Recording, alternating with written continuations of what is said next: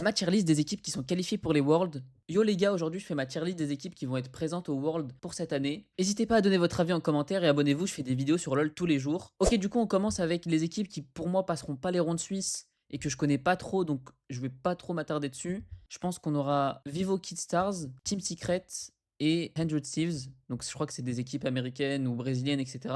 C'est pas des équipes qui pour moi vont aller très loin dans le championnat. Je pense pas qu'ils passent les rondes suisses. Ensuite, pour les équipes C-tier, moi je mettrais PSG Talon et Fnatic. Bon, malheureusement, c'est Fnatic, j'aurais préféré voir casser, mais bon. En vrai, PSG Talon, c'est pas une mauvaise équipe, mais je les vois pas passer les rondes suisses non plus. Après, ils peuvent peut-être prendre une game, mais maximum une game, quoi. Après, juste au-dessus, pour le rang B, je mettrais Koi, G2, FlyQuest et CFO. Je pense que c'est des équipes qui peuvent passer les rondes suisses. Surtout pour G2 et FlyQuest. G2, même s'ils n'ont pas passé les rondes suisses l'année dernière, ils n'ont pas eu de chance dans le bracket non plus, mais ils n'ont pas fait un truc dégueu. Et FlyQuest, ils ont quand même failli battre Genji en quart de finale des Worlds, donc c'est solide. Et CFO aussi, ils peuvent surprendre. Après, Koi, je sais pas. Ensuite, maintenant, on passe au rang A. Là, c'est les équipes qui ont vraiment le potentiel de gagner les Worlds pour le coup. Et moi, je mettrais trois équipes chinoises, TES, Invictus Gaming et Anyone Legend. Pour Invictus Gaming, ça peut peut-être être un peu plus dur parce qu'ils affrontent T1 pour se qualifier au play-in des Worlds. Ils peuvent être éliminés de la compétition dès le début. Mais franchement, c'est trois équipes qui ont largement le potentiel de passer les rondes suisses et aller peut-être assez loin dans la compétition. Et enfin, en S tier, déjà, la seule équipe chinoise que je vais mettre, c'est BLG. Je pense qu'ils sont quand même au-dessus des autres équipes chinoises. Et après, je mettrai les équipes coréennes, donc HLE, KT